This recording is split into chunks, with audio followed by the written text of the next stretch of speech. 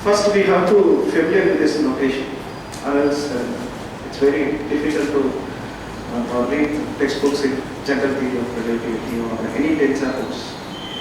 So that I'm going to concentrate most of the time in the first maybe 1 hour. Okay. So let's start with this. I think everybody knows matrices, but matrices, all matrices are not tensors. But in the second rank tensor,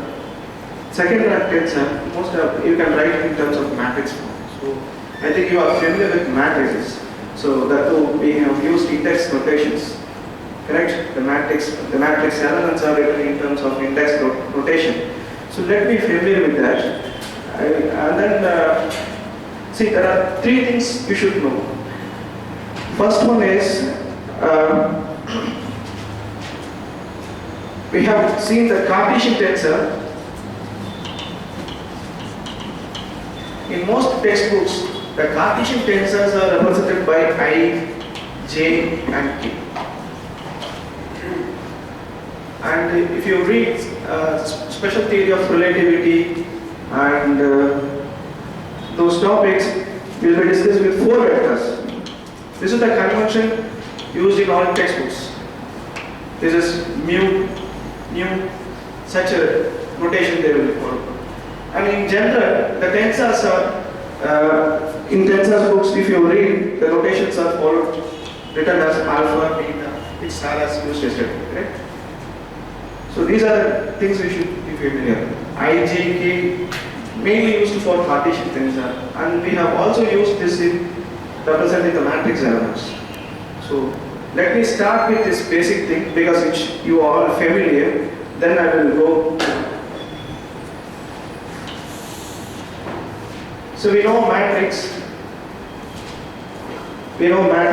So a second rank tensor can be written in terms of matrix. So what is a matrix elements? This is a matrix element, correct?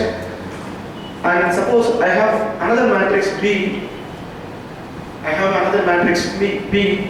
Then whose matrix element is, I can write some maybe like this. Suppose A and B are the matrices. If they are conformed for multiplication, then what we'll do?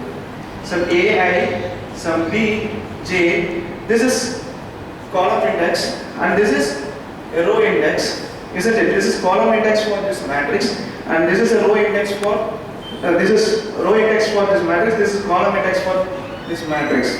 So the row and column you will put the same index, or else you can't multiply a matrix. Yes or no? So this is something like an Einstein summation convention. A repeated index should be summed over. So what you will be doing, if I multiply the first column is multiplied with the second matrix row, right? So this is sum over that.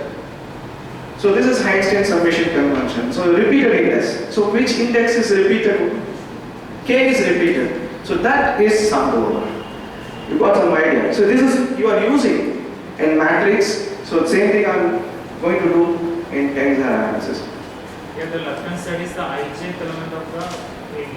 Yeah, thank you. So this is ij element of AB. That is the matrix. The product of this matrix I can write as another matrix whose ijth element can be computed using this. This is working for you? This is familiar, correct? So let me do some problems in tensors. So what is the rule? What is the lesson? What is the lesson here? Repeated indices are summed over. Okay?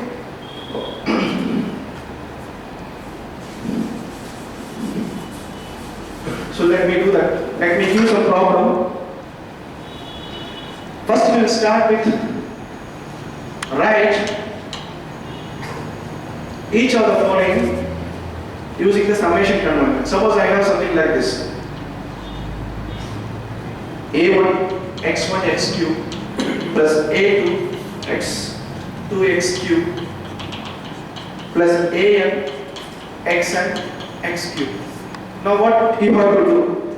This is expanded form, right? So you have to write in the summed form. So using the summation, how will you write this? In a compact form. AI x, look at this, in all these terms, x3 is not sum, correct?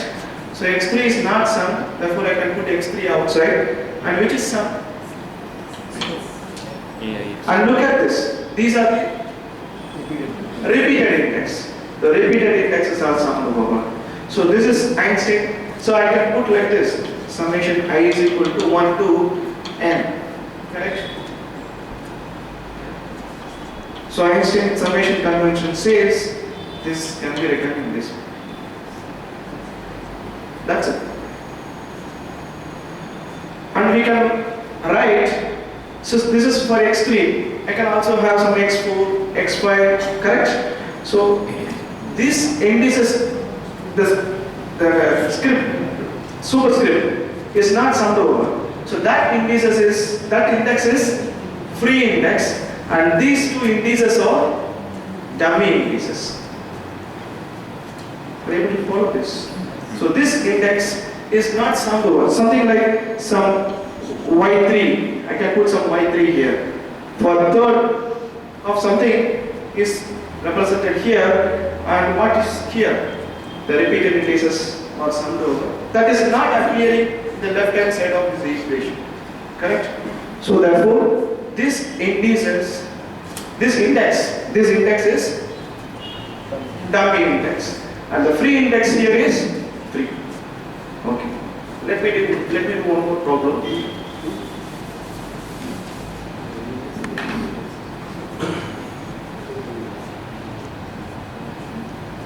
Suppose I have metric something like this is g11 dx1 square, g22 dx2 square plus g33 dx3 square.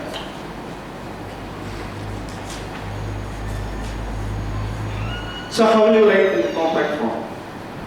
This is g GII, very good. Then DXI square. Correct. So DXI square can be written as GII DXI DXI. Now look at this. How many indices are there? Only one index. I is present. That I is summed over. Correct? So there is no free index in this expression. There is no free index. Is there any index left over? No. There is no index left over. All the index, only one index I, that is summed over. Therefore, this is summed over. That means dummy indexes are summed over. No free index. So you can write like this. Only one dummy index, that is I, and no free index. No free index. Were you able to follow this?